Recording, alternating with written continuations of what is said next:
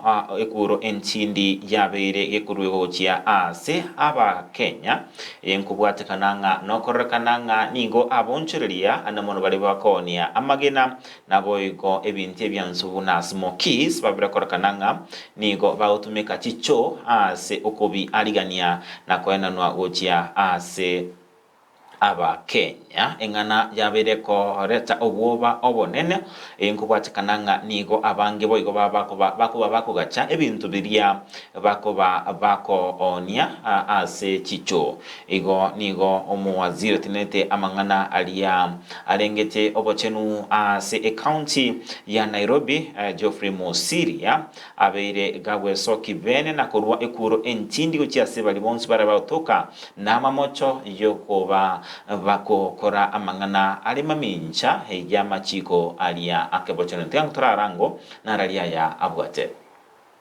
Halo, habari yako? Sema. Mimi naitwa Mosiria. Sema. Mimi nimesimamia mazingira ya gatuzi la Nairobi.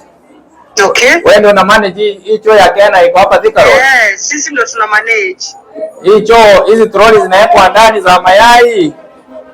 Wenyewe si wako hapo, wenyewe ndio wangefaa kuambiwa. Wewe mwenyewe ndio umewaruhusu, nani amewaruhusu waweke?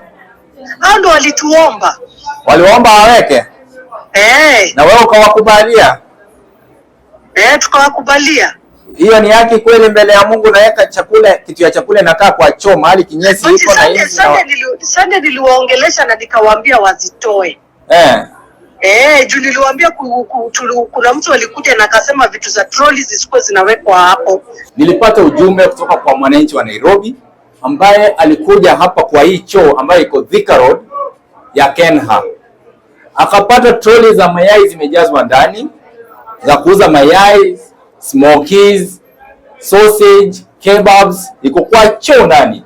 Na hapo awali nilikuwa nimepeana warning, onyo kwa wale wanauza trolleys na mayai na Smokies na kebabs na hizo chakula zote kwamba wasiweke kwa choo. Sasa nikasema nimetumiwa picha, wacha niende nijikonfirmie, na nimekuja kweli nimepata trolley moja ndio iko hapa, zingine ziko nje zinategea wamalize kuuza wazilete hapa ndani. Kwa hivyo wananchi wa Nairobi, mnapokula chakula, angalia chakula unakula inatengenezewa wapi, imewekwa wapi. Hii ni trolley, hii ni urino. Ukiangalia hapa ni urino mahali tunaenda haja ndogo, na hapo kando hapa ni choo. Next to it is a toilet. Hapa ndani kuna harufu, kuna inzi. Na hii trolley kuna wale inzi wataingia ndani. Alafu kuna mwananchi atakula hiyo smoky, hiyo kebab. Kuna wale watazikula, alafu watu wanaumwa na tumbo. Wanashindwa walitoa hapo ugonjwa. Kumbe ugonjwa umetoa kwa choo. Serikali kuu na serikali ya county inatumia pesa mingi sana katika kutibu wagonjwa katika hospitali zetu. Leo hii watu wanaumwa tumbo, ulcers, H. pylori, magonjwa mingi za tumbo zinatokana na hizi vyakula tunakula kwa street. And ndio tupunguze gharama ya serikali ya kutibu wagonjwa hospitalini, lazima tuangalie mazingira yetu, usafi, tuzingatie usafi. Hapo kando wameweka matunda, ndizi ziko ndani, matunda zote ziko hapo ndani kwa hiyo choo ingine. Ndizi ziko hapa ndani na fruits. Na hii bado ni choo.